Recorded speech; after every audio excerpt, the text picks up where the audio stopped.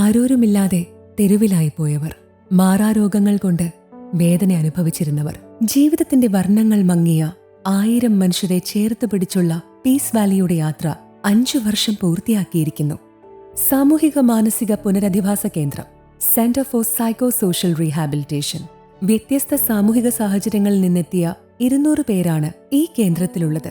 Psychiatrist, psychologist, nurse, social worker എന്നിവരുടെ മുഴുവൻ സമയ പരിചരണം ഇവർക്ക് ലഭിക്കുന്നു. തൊഴിൽ പരിശീലനം ഉൾപ്പെടെയുള്ള വിവിധ മാർഗങ്ങളിലൂടെ നഷ്ടപ്പെട്ടുപോയ ജീവിതതാളം തിരികെ പിടിക്കുകയാണ് ഇവിടെ. എന്തൊക്കെയാണ് നിങ്ങളുടെ ഭാവി പരിപാടികൾ?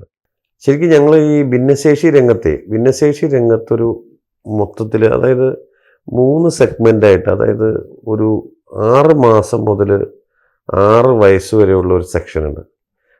ഓട്ടിസം വന്ന അത്തരം കുട്ടികളെ വ്യത്യസ്ത തെറാപ്പികൾ ചെയ്ത് അവരെ സാധാരണ നോർമൽ സ്കൂളിലേക്ക് ആക്കാൻ പറ്റുന്ന.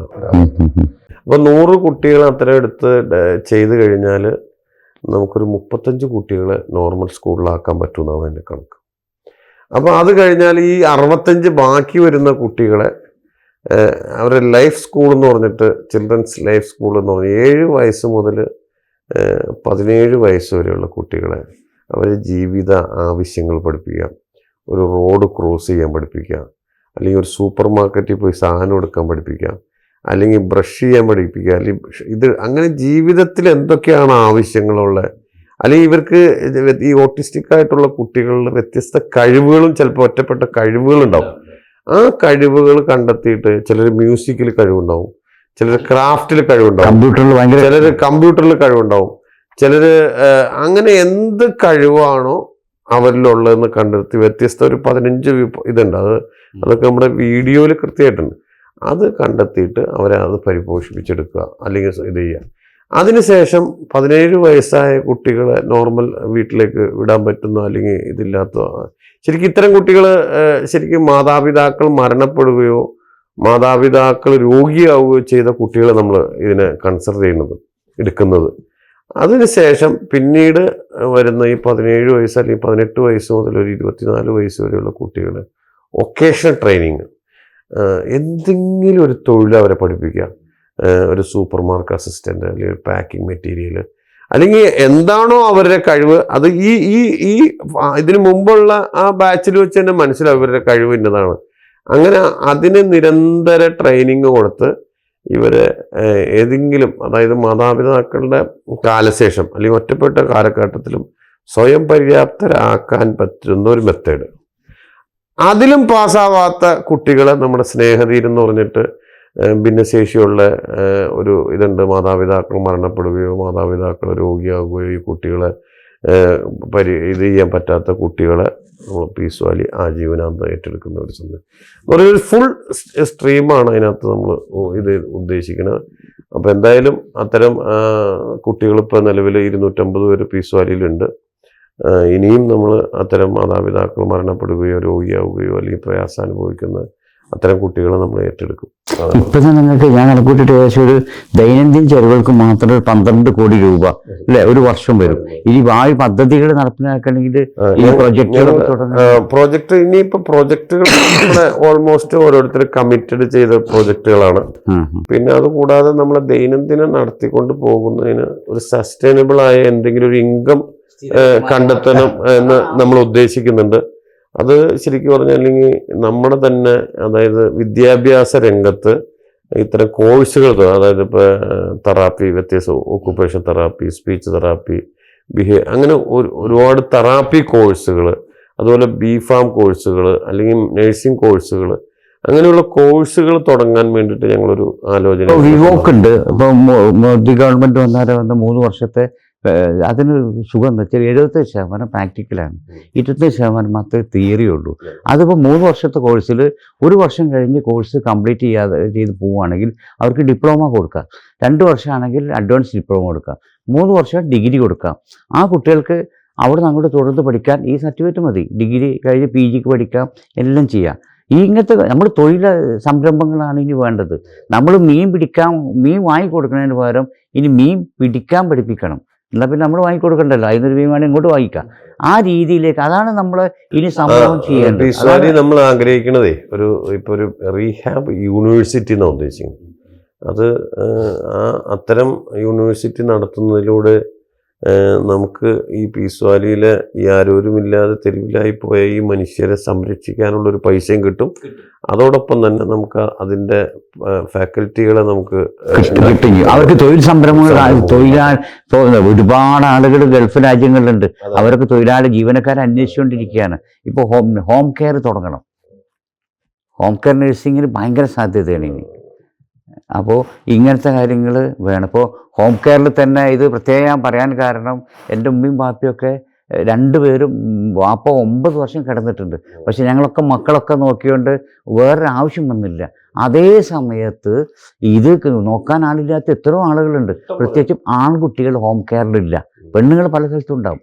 ഒരാണിനെ നോക്കാൻ ആൾ വേണം. അപ്പോൾ ഹോം കെയർ നഴ്സിംഗ് വിദേശ രാജ്യങ്ങളിലും 6 മാസം ഡിപ്ലോമ കോഴ്സ് മതി. അത്യാവശ്യം ട്രിപ്പ് കൊടുക്കാനും ഇങ്ങനത്തെ കാര്യങ്ങൾ പഠിപ്പിക്കാൻ. ഈ കോഴ്സിനൊക്കെ ഇപ്പോൾ ഇന്ത്യയിൽ അറിയപ്പെടുന്ന യൂണിവേഴ്സിറ്റിയുടെ അംഗീകാരം നമുക്ക് MG യൂണിവേഴ്സിറ്റിയുടെ അംഗീകാരം, മഹാത്മാഗാന്ധി യൂണിവേഴ്സിറ്റിയുടെ കേരള ഇതിന്റെ അംഗീകാരമുള്ള കോഴ്സുകൾ ഇപ്പോൾ ഞങ്ങൾ ആരംഭിച്ചിട്ടുണ്ട്. ഇപ്പോൾ ഈ പറഞ്ഞ കെയർ ടേക്കർ അസിസ്റ്റന്റും അല്ലെങ്കിൽ ഇതൊക്കെ ആയിട്ടുള്ള, അത് ഇച്ചിരി കൂടെ വിശാലമായിട്ട് നമ്മൾ ഒരു വിദേശ യൂണിവേഴ്സിറ്റി, പുറത്തുള്ള പ്രൈവറ്റ് യൂണിവേഴ്സിറ്റി ഒന്നൊരു സൗകര്യമാണ്. പ്രാക്ടിക്കലിൽ കൂടുതൽ സമയം കിട്ടും. നമ്മുടെ എന്ന് പറഞ്ഞാൽ പ്രാക്ടിക്കലിന് എന്ന് പറഞ്ഞാൽ 1000 രോഗികളാണല്ലോ ഇവിടെ കിടക്കുന്നത്. അവിടെയാണ് നമ്മുടെ ഏറ്റവും വലിയ ഒരു ഈ രോഗികളെ. അതാണ് നമ്മൾ അവിടെയാണ് പഠിക്കുക. ഇപ്പം ഞങ്ങൾ ഡയാലിസ് സെന്ററിൽ കോഴ്സ് കൊടുക്കുമ്പോൾ ഞാൻ പറയും, പ്രൈവറ്റ് കമ്പനികളൊക്കെ, ഞാനത് കുറ്റം പറയല്ല, ഡയാലിസ് കോഴ്സ് നടത്തും. അവർ ഡയാലിസ് മെഷീൻ്റെ പഠിച്ച കുട്ടികൾ കണ്ടിട്ടില്ല. നമ്മൾ 10-300 ചില്ലാനം രോഗികളുണ്ടാകുമ്പോൾ ഒരു മെഷീനിൽ ഒരു കുട്ടിക്ക് പഠിക്കാൻ പറ്റും. നമ്മൾ പ്രാക്ടിക്കലാവണല്ലോ. ഇപ്പോൾ ആയുർവേദം കഴിഞ്ഞിട്ട് കുറുന്തോട്ടി കാണിച്ചു കൊടുത്താൽ അതെന്താ മരം എന്ന് ചോദിക്കുന്ന ഡോക്ടർമാരുണ്ട്. അപ്പോൾ ഇത് വലിയൊരു കാര്യമാണ്. ഇത്രയും രോഗികളെ പരിചരിച്ച് പഠിച്ചു വരണം. അതിന് പകരം പറ്റുന്ന ഒരാളുണ്ടാവില്ല. അവർക്ക് അത്രയും പ്രാക്ടിക്കൽ എക്സ്പീരിയൻസ് ഉണ്ടാവും. അത് വലിയൊരു കാര്യമാണ്. അത് നമ്മളെ ആളുകളത് ശ്രദ്ധിക്കണം. അപ്പോൾ ഒരു പദ്ധതി അതാണ്. ഇനി വരാൻ പോകുന്ന എഡ്യൂക്കേഷൻ രംഗത്ത്, തൊഴിൽ സംരംഭങ്ങളിൽ, അതോടൊപ്പം റഷീദ് ഖാനെ പോലുള്ള ആളുകൾ ഗൾഫിൽ വിചാരിച്ചാൽ അവർക്ക് ഉടനെ തന്നെ പ്ലേസ്മെന്റ് കൊടുക്കാൻ പറ്റും. ഇപ്പോൾ ഓസ്ട്രേലിയയിലും UK USA ഹോം കെയർ നഴ്സിംഗിന് ഒരുപാട്. അതായത് കേരളത്തിലെ, ഞാൻ നേരത്തെ പറഞ്ഞില്ലേ, കേരളത്തിൽ തന്നെ ഇത്രയും വിദ്യാഭ്യാസ പുരോഗതി ഉണ്ടായ കേരളത്തിൽ ഇത്തരം ആളുകൾ ഇപ്പം ഇല്ല, കുറവാണ്, ഷോർട്ടേജാണ്. അപ്പോൾ അതിലുപരി കേരളത്തിൻ്റെ പുറത്തുള്ള മറ്റ് സംസ്ഥാനങ്ങളിൽ ഏതാണ്ട് 2 ലക്ഷം ഭിന്നശേഷിയുള്ള കുട്ടികളുണ്ടെന്ന്, 2 കോടി, 2 ലക്ഷം അല്ല 2 കോടി. അപ്പോൾ 2 കോടി കുട്ടികളെ അവിടെ, അപ്പോൾ അവിടുത്തെ അവസ്ഥ നമ്മൾ ആലോചിച്ച് നോക്കി. അതിലപ്പുറം വിദേശ രാജ്യങ്ങളിലും നല്ല ഇതുണ്ട്. അപ്പൊ എന്തായാലും സ്ത്രീകളുടെ മദ്യപാനം, അങ്ങനെ കുറെ കാരണങ്ങളുണ്ടാവും. വിദേശത്ത് വല്ലാതെ ഉണ്ടെന്നാ പറഞ്ഞത്. ഈ കുട്ടികൾക്ക് ഓട്ടിസം ബാധിക്കാനുണ്ടായ കാരണങ്ങളിൽ അത് ജീവിതശൈലിയിലൊക്കെ ഉണ്ട്. അതായത് ഇപ്പൊ ഈ കഴിഞ്ഞ റീസെന്റ് ഒരു സർവേ നടത്തിയതിൽ പറയുന്ന 100 കുട്ടികൾ എടുത്ത് പരിശോധിക്കുമ്പോൾ അതിനകത്ത് 30 to 35 കുട്ടികൾക്ക് ഏതെങ്കിലും രീതിയിലുള്ള ഒരു ഭിന്നശേഷി ഉണ്ട്. അത് നമ്മുടെ ജീവിത ശൈലി അല്ലെങ്കിൽ അല്ലെങ്കിൽ പല കാരണങ്ങൾ അതിനുണ്ടെന്ന് പറഞ്ഞു. തീർച്ചയായിട്ടും. ഇനി വേറെ അടുത്ത പദ്ധതികൾ അതാണ് നമ്മുടെ ഒരു 20 ഏക്കർ സ്ഥലം എടുത്തിട്ട്. അത് ശരി. അപ്പോൾ ചെറിയ പരിപാടികളൊന്നല്ല, 20 ഏക്കർ സ്ഥലത്താണ് വലിയ ഒരു ക്യാമ്പസ് ഒക്കെ വന്നിട്ട് ചെയ്യാൻ ഉദ്ദേശിക്കുക. അതിനകത്ത് വെൽനസ് സെന്റർ ഉണ്ട്. അല്ലെങ്കിൽ മാതാപിതാക്കൾ ഇപ്പോൾ വിദേശത്തൊക്കെ പോയ കുട്ടികൾക്ക് മാതാപിതാക്കളൊക്കെ നിർത്താവുന്ന ഒരു ഷെൽട്ടർ ഉണ്ട്. എല്ലാ സംവിധാനവും അതിനകത്തുണ്ടാവും. സൈക്കോളജി, എല്ലാ സൈക്കോളജി ഇഷ്യൂകള്, അങ്ങനെയുള്ള സംവിധാനങ്ങളൊക്കെ ഉണ്ട്. Paid rehabilitation. അല്ല, അത് വേണം. അതുപോലെ തന്നെ ഇതിന്റെ ലൊക്കേഷൻ എന്ന് പറയാം, എവിടെയാണ്? ശരിക്കും ആലുവ മൂന്നാർ റോഡാണ്. ആലുവന്ന് മൂന്നാർ പോകുന്ന റോഡിന്റെ, ആലുവന്ന് മൂന്നാർ പോകുന്ന റോഡിലാണ് ഈ പീസ് വാലി ഉള്ളത്. കറക്റ്റ് സ്ഥലത്തിന്റെ പേര് നെല്ലിക്കുഴി എന്ന സ്ഥലത്ത്. നെല്ലിക്കുഴി, പെരുമ്പാവൂർ 15 കിലോമീറ്റർ പോയിട്ട് നെല്ലിക്കുഴി. നെടുമ്പാശ്ശേരി ഒരു 20-22 കിലോമീറ്റർ ആണ്. അത്രേ ഉള്ളൂ. അപ്പൊ നമ്മളൊക്കെ അവിടെ ഇവിടെയൊക്കെ ടൂർ പോകുന്നതിന് പകരം നമ്മളെ കുട്ടികളെയും കുടുംബങ്ങളൊക്കെ ആയിട്ട് ഇങ്ങനത്തെ സ്ഥലങ്ങളിൽ കാണണം. അപ്പോഴേ നമ്മളെ അഹങ്കാരം. ഞങ്ങള് ഇപ്പൊ പുറത്തിപ്പോ മറ്റ് നമ്മുടെ ഈ തെക്കൻ ജില്ലകളിലൊക്കെ ഉള്ള, അല്ല വടക്കൻ ജില്ലകളിലൊക്കെ ഉള്ള ആളുകൾക്ക് കേവലം പീസ് വാലി കാണാൻ വരുമ്പോൾ മാത്രം ഒരു പ്രയാസമാണല്ലോ. ഇപ്പൊ ഒരു ടൂറിന്റെ കാലമാണല്ലോ പൊതുവില്. അപ്പൊ നമ്മള് മൂന്നാർ യാത്രയായിട്ട് കണക്ട് ചെയ്തിട്ട് പീസ് വാലി വന്നം കാണണം എന്നുള്ള. പീസ് വാലിയിൽ വന്നാൽ ഒരുപാട് കാഴ്ച അവിടെ ഉള്ളത്. ശരിക്ക് വിനോദസഞ്ചാര കേന്ദ്രങ്ങളിലോ അല്ലെങ്കിൽ ഇപ്പം മാളുകളിലൊന്നും പോയി കാണുന്ന കാഴ്ചയല്ല. ആ കാഴ്ചകൾ കണ്ട് നമുക്കൊരു കാഴ്ചപ്പാട് മനുഷ്യനാക്കാൻ പറ്റും, കാഴ്ചപ്പാടുണ്ടാവാന്നുള്ള. ഈ ശരിക്ക് ഇത്തരം രോഗികളെ കാണുമ്പോൾ അവരോട് നമുക്ക് സിമ്പതി ഉണ്ടാവും, ഒരു സഹതാപം. മാത്രമല്ല നമ്മളെ അഹങ്കാരം അതല്ല നമുക്ക് ആവശ്യം, എമ്പതി വേണമെന്ന് പറഞ്ഞത്. ആ കിടക്കുന്ന രോഗികൾ എൻ്റെ ആരെങ്കിലും ആയിരുന്നു, എൻ്റെ അവിടെയാണ് ഈ ഞാനായിരുന്നെങ്കിൽ എന്ന പോയിന്റിലേക്ക് നമ്മൾ എത്തണം. അതാണ് പീസ് വാലിയിൽ. ഇത് വലിയൊരു സംഭവമാണ്. നമ്മുടെ യാത്രകളൊക്കെ നമ്മളെ കുടുംബങ്ങളെ നമ്മൾ ഇതാണ് കാണിച്ചു കൊടുക്കേണ്ടത്. അവർ നമ്മുടെ കുഞ്ഞുങ്ങൾ ഭാവിയിൽ നമ്മളെ നോക്കണമെങ്കിൽ ഇത് നമ്മളില്ല, നമ്മളിങ്ങനെ വളർത്തിക്കൊണ്ട് നടക്കുക. അവർ ഇംഗ്ലീഷ് മീഡിയത്തിൽ പോകണം. രക്ഷിതാക്കൾക്ക് ഒരു ഉത്തരവാദിത്തമില്ല. അവരെ രാവിലെ അടിച്ചു പിടിച്ച് രാവിലെ തന്നെ പറഞ്ഞയച്ചു. ഒരു കല്യാണത്തിന് പോകാൻ സമ്മതിക്കില്ല, ഒരു മരിച്ചോടത്ത് പോകാൻ സമ്മതിക്കില്ല. അവരെ നമ്മളിത് തീർച്ചയായിട്ടും ഇതുപോലുള്ള കാര്യങ്ങൾ കാണിച്ച് ഉത്തമ മനുഷ്യരായി മാറണം. അവൻ്റെ ഓരോരുത്തരുടെ ഉള്ളിലുള്ള അഹങ്കാരം, ഞാൻ ഇത്രയേ ഉള്ളൂ, ഒരു നിമിഷം മതി നമ്മളൊക്കെ ഇതേ അവസ്ഥ വരാൻ. ഒരൊറ്റ നിമിഷം. ഇപ്പോൾ വയനാട്ടിൽ നമ്മൾ കണ്ടു, എന്ത് സുഭിക്ഷമായി കഴിഞ്ഞ ആളുകളായിരുന്നു, ഒരു നിമിഷം കൊണ്ട് അവർ ഒന്നുമല്ലാതായി. ഇതാർക്കും സംഭവിക്കുക. അവിടെ നമ്മളെ സഹായിക്കുക. നമ്മൾ ജീവിക്കുന്ന കാലത്ത്, ആവുന്ന കാലത്ത് നമ്മൾ ചെയ്യുന്ന സഹായങ്ങളാണ്. ഇങ്ങനത്തെ കാര്യങ്ങളായിരിക്കും നമ്മളെ ഒരു കൈ എവിടുന്നെങ്കിലും വന്ന് നമ്മളെ പിടിക്കാൻ വരും. അപ്പോൾ ഇതാണ് നമുക്ക്. നിങ്ങളെ വീണ് കിട്ടിയപ്പോൾ ഞാൻ നല്ല തിരക്കുണ്ട്, പക്ഷേ ഇത് ഭയങ്കര സന്തോഷമായി എനിക്ക്. ഇതിൻ്റെ ഒരു നോക്കുകൂലി പടച്ച തമ്പുരാൻ്റെ അടുത്തുനിന്ന് എനിക്കും കൂടി കിട്ടുമല്ലോ. ഇനി അബൂബക്കർ സാഹിബും റഷീദ് സാഹിബിനും ഞാൻ കുറച്ച് പറഞ്ഞു കൂടിപ്പോയി. എനിക്ക് അങ്ങനെ തറച്ചോ സംസാരത്തിൽ ഇങ്ങനെ വരുമ്പോൾ നമ്മൾ അറിയാതെ പറഞ്ഞു പോകും, പ്രത്യേകിച്ച് വളരെ സന്തോഷമായതുകൊണ്ട്. അപ്പോൾ ശരിക്കും ഇതിൻ്റെ കാതലായ വിഷയങ്ങൾ പിന്നെ റഷീദ് സാഹിബും അബൂബക്കർ സാഹിബിന് എന്താണ് ഞങ്ങളുടെ ശ്രോതാക്കളോട് പറയാനുള്ളത്?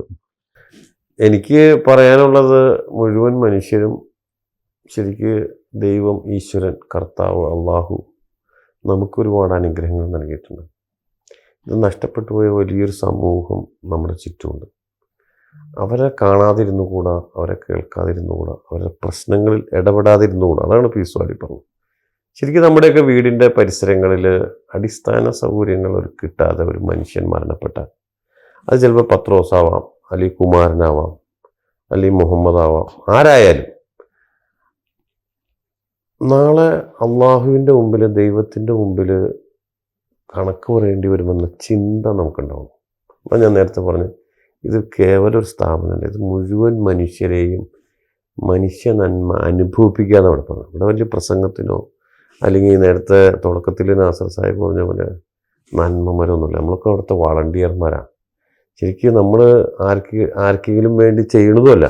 ഇത് നമുക്ക് ദൈവം തന്ന അനുഗ്രഹങ്ങൾക്കുള്ളൊരു നന്ദി, അല്ലാതെ ഇതാരോടുമുള്ള ഒരു ഔദാര്യമല്ല. ഈ കിടക്കുന്ന മനുഷ്യരോട് നമ്മൾ കാണിക്കുന്ന ഔദാര്യമൊന്നുമല്ല, ഔദാര്യമായിട്ട് ആവശ്യമില്ല. അതുകൊണ്ട് തന്നെ നമ്മൾ മുഴുവൻ ആളുകളും നമുക്ക് ദൈവം തന്ന അനുഗ്രഹങ്ങൾ എപ്പോഴും അനുസ്മരിക്കാൻ. അതുപോലെ തന്നെ പീസ് വാലിയെ പറ്റി പറയുന്നത്, പീസ് വാലി മാതാപിതാക്കളാണ്. ശരിക്കും ഈ കാണുന്ന ഈ പറയപ്പെടുന്ന 10 ഏക്കർ അല്ലെങ്കിൽ 14 ഏക്കർ സ്ഥലവും അതിനകത്ത് പണിതിരിക്കുന്ന മുഴുവൻ കെട്ടിടങ്ങളും കുറേ മക്കൾ അവരുടെ മാതാപിതാക്കൾക്ക് നൽകിയ സ്നേഹോപഹാരമാണ്. ശരിക്ക് പീസ് വാലി ലോകാത്ഭുതമാണ് ഞങ്ങൾ പറഞ്ഞത്. ഈ ശരിക്കും താജ്മഹൽ ലോകാത്ഭുതം എന്ന് പറഞ്ഞ മാതിരി താജ്മഹൽ ഷാജഹാൻ ചക്രവർത്തി അവരുടെ പ്രിയതമയ്ക്ക് കൊടുത്തൊരു സ്നേഹോപഹാരമാണ്. പീസ് വാലി എന്നത് മാതാപിതാക്കൾക്ക് മക്കൾ നൽകിയൊരു ഉപഹാരമാണ്. അവിടെ കുറേ പേരുകളൊക്കെ എഴുതി വെച്ചിട്ടുണ്ട്. പീസ് വാലിയിൽ പല പേരുകൾ എഴുതി വെച്ചിട്ടുണ്ട്. അത് പണിതവരുടെ പേരല്ല, അത് പണിതവരുടെ മാതാപിതാക്കൾ. അതുകൊണ്ട് നമ്മുടെ പീസ് വാലിയുടെ സന്ദേശം എന്താണെന്ന് ചോദിച്ചാൽ, നമ്മുടെയൊക്കെ ജീവിച്ചിരിക്കുന്ന മാതാപിതാക്കളെ പരിഗണിക്കാനും പരിചരിക്കാനും കഴിയുക. അതുപോലെ നമ്മുടെ മരണപ്പെട്ടു പോയ മാതാപിതാക്കളെ ഓർക്കാനും അവർക്ക് വേണ്ടി പ്രാർത്ഥിക്കാനും കഴിയുക. അതാണ് പീസ് വാലിയുടെ മെയിൻ സന്ദേശം. രണ്ടാമത്തെ സന്ദേശം എന്ന് പറഞ്ഞാൽ നേരത്തെ പറഞ്ഞതുപോലെ ദൈവം നമുക്ക് തന്ന അനുഗ്രഹങ്ങൾ ഓർക്കാനും ഇത് നഷ്ടപ്പെട്ടു പോയ വലിയൊരു സമൂഹം നമ്മുടെ ചുറ്റുമുണ്ടെന്നുള്ള യാഥാർത്ഥ്യം തിരിച്ചറിയാൻ. ആ തിരിച്ചറിയുന്നതോടൊപ്പം നമ്മളൊക്കെ ദൈവത്തോട് പ്രാർത്ഥിച്ച് നമ്മൾ കിട്ടി നമുക്കല്ല, അത് മനുഷ്യർക്ക് ഇങ്ങനെ കൊടുക്കാൻ കഴിയുന്ന ഒരു കൾച്ചർ ഉണ്ടാക്കി. ഒരു വലിയ അത്ഭുതമായി. കാരണം എന്ന് പറഞ്ഞാൽ കേവലം ഒരു 5-6 വർഷത്തിനുള്ളിൽ ഇത്രയും വലിയ ഒരു സംരംഭമായി മാറിയത് അവിടെ ഏതെങ്കിലും സംഘാടനത്തിൻ്റെ മികവോ അല്ലെങ്കിൽ ഏതെങ്കിലും ടെക്നോളജിയുടെ മികവാണ്. ഇതൊക്കെ ദൈവത്തിൻ്റെ, ഈശ്വരൻ്റെ, കർത്താവിൻ്റെ, അള്ളാഹുവിൻ്റെ വലിയൊരു ഇടപെടൽ അവിടെ ഉണ്ടെന്നാണ് യാഥാർത്ഥ്യം. എന്തായാലും നിങ്ങൾ വന്ന് വിളിച്ച് കണ്ട് സംസാരിച്ചതിൽ സന്തോഷം. നന്ദി. പീസ് വാലിയെക്കുറിച്ച് നമ്മൾ ഓർക്കുമ്പോൾ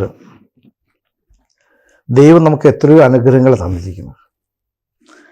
അപ്പോൾ നമ്മൾ ബഹുമാനപ്പെട്ട ചെയർമാൻ പറഞ്ഞ മാതിരി അവിടെ ചെന്ന് കണ്ടാൽ ഏത് കരിങ്കൽ ഹൃദയവും ഉരുകിപ്പോവും. അവിടെ ഓരോ രോഗികളുടെ കരച്ചിൽ, ഈ രോഗികൾ അവരുടെ അഭ്യർത്ഥനകൾ, അവരെ എല്ലാം അപ്പിടുന്ന രോഗികളും വയ്ക്കും. പക്ഷേ അവിടെ ചെന്ന് ഒരു സ്മെൽ, നമ്മുടെ വീട്ടിൽ സ്വന്തം രക്ഷകർത്താക്കളെ നമ്മൾ ഇതുപോലെ സംരക്ഷിക്കാൻ പറ്റില്ല. അത്ര ക്ലീൻ, ഏറ്റവും വലിയ ഹൈലൈറ്റ്, ഒരു 5 സ്റ്റാർ ഫെസിലിറ്റിയോട് കൊടുക്കുന്ന ഒരു സ്ഥാപനമാണ്.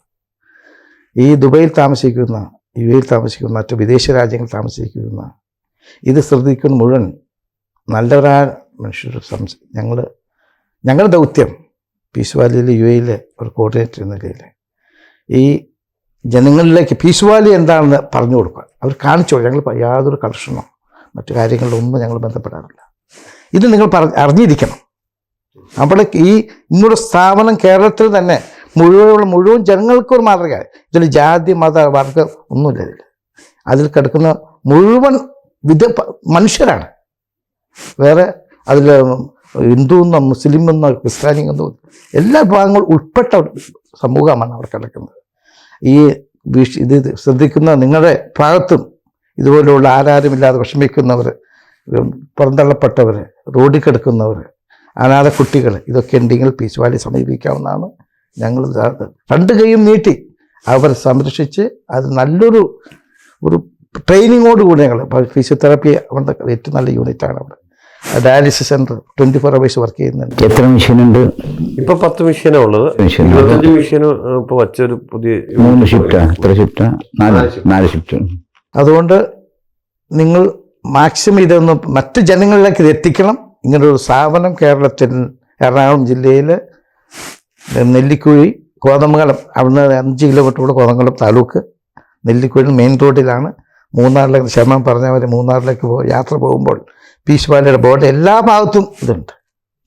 അതൊന്ന് സന്ദർശിക്കണം. ഏതോ വലിയൊരു മാനുഷിക മാറ്റം നമുക്ക് ദൈവം തന്ന അനുഗ്രഹം അപ്പോഴാണ് മനസ്സിലാവുള്ളൂ. നമ്മളെല്ലാ മതത്തിലും പറയുന്നുണ്ട്, നിങ്ങളുടെ ഈ കാണുന്ന ഈ മുതലുകളും സന്താനങ്ങളും മറ്റ് സൗന്ദര്യങ്ങളൊക്കെ ഇവിടെ മാത്രമേ ഉള്ളൂ. പ്രത്യേകിച്ച് നമ്മൾ മുസ്ലിം കഹഫ്, സൂറത്ത് കഹഫിൽ ആയത്തുണ്ട്, ഇത് ഈ കാണുന്ന ഇവിടെ മാത്രം ഒതുങ്ങി നിൽക്കും. നാളെ നമുക്ക് കിട്ടുന്നൊരു ഇത് നമ്മുടെ ഇതുപോലുള്ള പ്രവർത്തനങ്ങൾ നാസർ സാഹിബ് പറഞ്ഞു, ഇതിൽ കൂടി നിൽക്കുന്ന അവർക്കും അതിൻ്റേതായ പ്രതിഫലം ദൈവം തരും.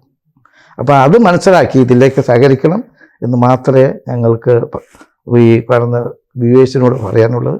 നിങ്ങൾ വിളിച്ചതിലും നാസർ സാഹിബ്, പേപ്പർ സാഹിബ് എല്ലാവരും ഈ സന്ദേശം നിങ്ങളുടെ ആരിൽ ഉണ്ടോ എത്തിക്കണം. വിളിച്ചതിൽ അങ്ങേയറ്റം നന്ദി രേഖപ്പെടുത്തുന്നു.